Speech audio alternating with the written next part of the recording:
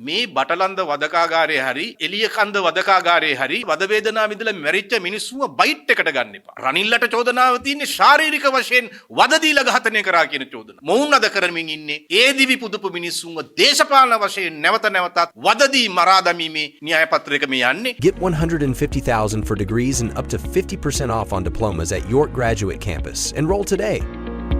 අද ආණ්ඩුව කරන ඒ සියලුම මහත්තුරු සරත් පොන්සේකා මහතා දිනවන් එකට වේදිකාවේ නැගී සිටියා. රනිල් වික්‍රමසිංහ මහතාගේ ආශිර්වාදය ලැබිච්ච ඊනියා පොදු අපේක්ෂකයාව දිනවන රට පුරා ගම් පුරා පෝස්ටර් ඇලෙව්වා. එමගින් රනිල් වික්‍රමසිංහ මහත්මයාගේ දේශපාලන පරමාර්ථය මුදුන්පත් කරවීම සඳහා දැවැන්ත පරිශ්‍රමයක් එම පක්ෂයේ සමාජික බලගණය ඇතුළු නායකත්වය දරනු ලැබුවා. එතකොට ඒ වකවානුවේ මේ ප්‍රශ්නය පැලනගුණේ නැද්ද? මේ අපි එකට වේදිකාවේ ඉන්නේ බටලන්ද වදකාගාරය පිළිබඳ චෝදනා ලැබිච්ච පුද්ගලයා සමග නේද? ඒක ඊටාම පිළිකුල් කටයුතු අසෝබන අශීලාචාර අශික්කිත දර්ශනයක් ලෙස පෙනෙනවා නේද? ඔය අප්‍රියාව එදා තිබ්බේ නැද්ද? තනිනුත් නොනැමති. මේ මෛත්‍රීපාල සිරිසේන මහතාගේ ජයග්‍රහණය වෙනුවෙන් අනියමින් ඔවුන් ඉතා විශාල දායකත්වයක් දුන්නා. ඒ වගේම ඒ පාලනයේ පිහිටෙව්වට පස්සේ පිහිටවපු දූෂණ විරෝධී කමිටුවේ අරලියගහ මන්දිරය ඇතුළට වෙලා ඒක ඇතුළේ läගගෙන දූෂණ විරෝධී ෆයිල් 400 ගාණක් තියාගෙන ඒවා පෙරල රනිල් වික්‍රමසිංහ මහතාගේ ආශිර්වාදයේ ඇතුව ඒ ආණ්ඩුවේ දින 100 ගැන උදම්මනනකොට එතකොට ඔය අප්‍රියාව දැනුනේ නැද්ද?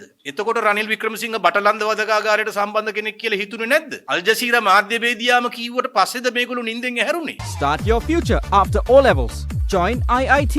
Register now.